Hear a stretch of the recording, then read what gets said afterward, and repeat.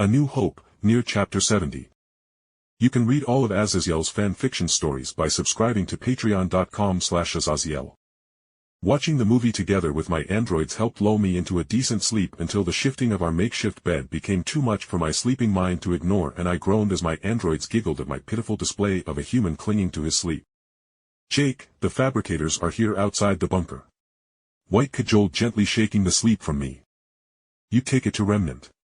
And make me some pancakes while you are at it," I grumbled as I buried my face into my pillow, not wanting to disturb my nap, as my regimented schedule being a part of Beacon definitely was still new to me. But finally White got my grumpy butt up and ready to go with some candied apple slices, as that was the most sugary foods we could make without the previous human industries. To wash down that snack of champions, I popped up a can of Remnant soda and cringed as I realized something terrible.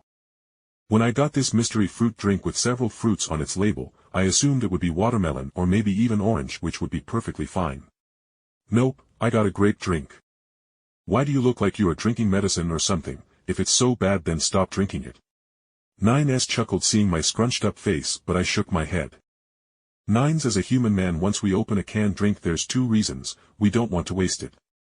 First, we bought it so we don't want to waste the money, and secondly, men are too lazy to walk all the way into the kitchen to dump the can into the sink." 9S's head perked to the side as she innocently spoke. "Then just ask one of us to do it. We would happily do almost anything you ask." My face couldn't help but twitch at the thought of Weiss hearing her body double saying how she would happily basically be my maid or something. "Alright, let's get this show on the road," A2 said as she helped me bind the small suitcase-sized mini fabricators onto my back, putting a couple of heavy-as-hell memory drives in the side pockets of my jacket as we began gathering all the stuff. "Why do we need these memory drives?" I grumbled as the weight of all this stuff was almost making me hunch over. It was 60 the operator unit. I had a good time within the space station, and hearing my grumbles as she walked into my vault spoke out. "Those memory drives are extremely important as they carry the data to create your high-quality androids and our armaments. Obviously, we cannot rely on you to ferry all of us to the world, so we shall be instead downloading our minds into a separate server for you to have to make only one trip to, and we will simply have new bodies made on that world." I mean, I didn't mind ferrying the androids that frankly I had been sleeping with, but yeah, having to make hundreds if not thousands of trips to the ferry, at best like 6 androids at a time, would be a chore that would extend past my lifetime. Along with all this stuff, I also was bringing the androids that were decided to go with me in order to set up our forward operating base in the forever fall forest. The journey thankfully went smoothly, with my guardian's much stronger influence blocking off the dimensional tearing that hugged so close to me last time, so all the materials and androids were able to follow me into Remnant without any issues, bar one small oddity. They couldn't see the world doors, for either the world of Remnant or the world of Nier Automata. How did we literally walk from one world to another in 5 minutes? It makes no sense. 9S grumbled as she massaged her head at the obvious logic errors she was facing. It was plainly obvious that we were in a new world, as the very prominent partially broken moon above us was perfect proof. Looking around the small copse of trees a decent distance away from Beacon's landing zone, I then took out and powered back on my scroll to see if my team had messaged me.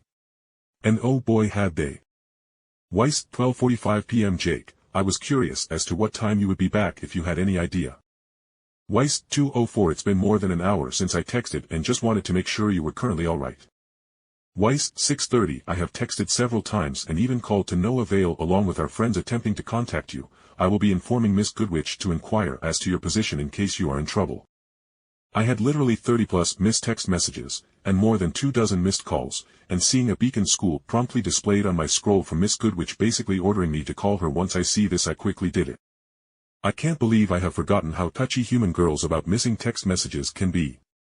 I grumbled as my scroll began dialing Miss Goodwitch on a video call. "About time, Mr. Barris. Mrs. Schnee is actually here, hounding me once again to put out a city alert for you." Goodwitch snapped before she blinked in surprise, seeing my androids and Weiss, who was just beside me, and as Weiss walked behind Goodwitch's desk to see what surprised her so much and I saw her freeze at the sight of 9S beside me, I couldn't help but troll. "What do you mean?" "I have been with Weiss all day, as she was waiting for me at the landing pad to go out for our date, and that's why I had my scroll off, so we wouldn't be disturbed," I said, looking completely confused as I pretended to look back and forth between my Weiss and the Weiss Schnee in the video call. "Wow, Weiss, I didn't know you had a sister," I said in confusion to my 9s, and she, understanding what I was doing, nodded with a bit of confusion before she shrugged. I must say Winter has changed since her breast reduction surgery. Don't worry Winter, I still love you,